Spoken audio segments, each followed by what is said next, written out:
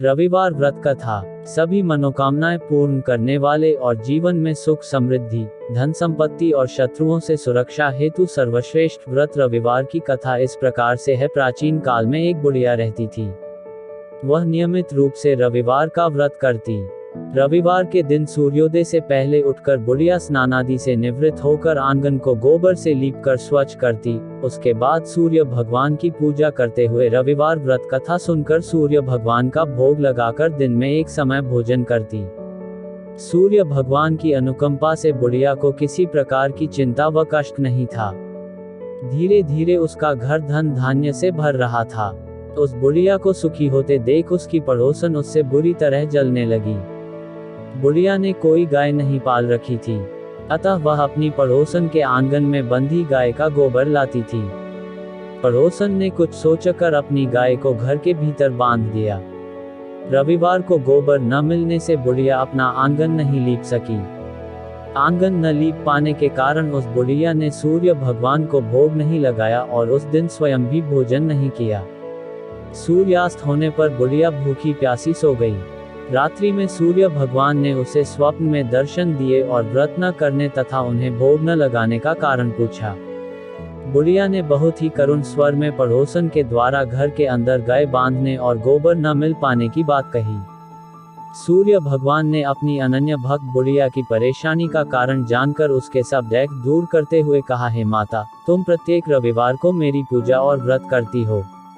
मैं तुमसे अति प्रसन्न हूँ और तुम्हें ऐसी गाय प्रदान करता हूँ जो तुम्हारे घर आंगन को धन धान्य से भर देगी। तुम्हारी सभी मनोकामनाएं पूरी होगी। रविवार का व्रत करने वालों की मैं सभी इच्छाएं पूरी करता हूँ। मेरा व्रत करने व कथा सुनने से बांझ स्त्रियों को पुत्र की प्राप्ति होती है।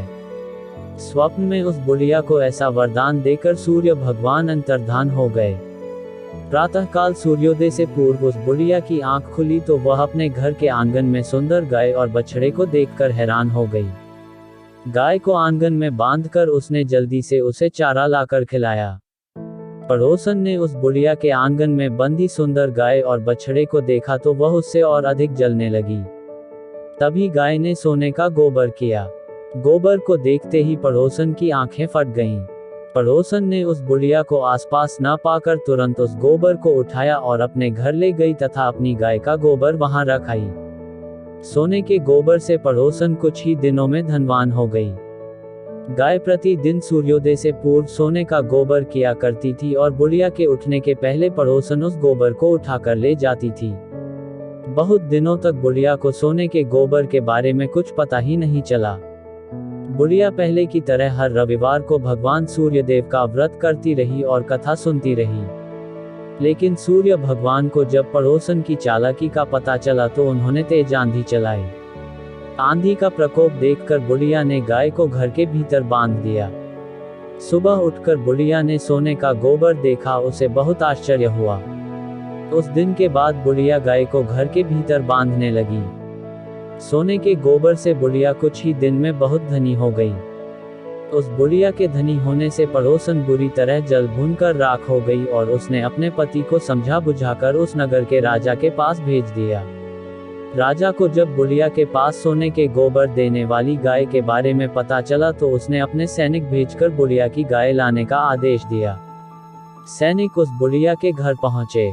उस समय बुढ़िया सूर्य भगवान को भोग लगाकर स्वयं भोजन ग्रहण करने वाली थी।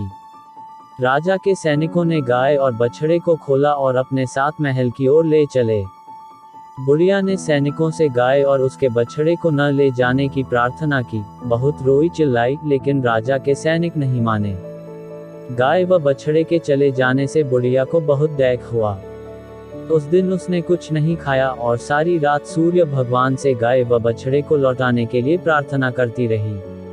सुंदर गाय को देखकर राजा बहुत खुश हुआ। सुबह जब राजा ने सोने का गोबर देखा तो उसके आश्चर्य का ठिकाना न रहा। उधर सूर्य भगवान को भूखी प्यासी बुढ़िया को इस तरह प्रार्थना करते देख उस पर बहुत करुणा आई। उसी रात सूर्य भगवान ने राजा को स्वप्न में कहा, राजन, बुढ़िया की गाय व बछड़ा तुरंत लौटा दो, नहीं तो तुम पर विपत्तियों का पहाड़ टूट पड़ेगा। तुम्हारा महल नष्ट हो जाएगा। सूर्य भगवान के स्वप्न से बुरी तरह भयभीत राजा ने प्रातः उठते ही गाय और बछड़ा बुढ़िया को लौटा दिया। राजा ने बहुत सा धन देकर बुढ़िया से अपनी गलती के लिए क्षमा मांगी। राजा ने पड़ोसन और उसके पति को उनकी इस दुष्टता के लिए दंड दिया। फिर राजा ने पूरे राज्य में घोषणा कराई कि सभी स्त्री पुरुष रविवार का व्रत किया करें। रविवार का व्रत करने से सभी लोगों के घर धन धान्य से भर गए।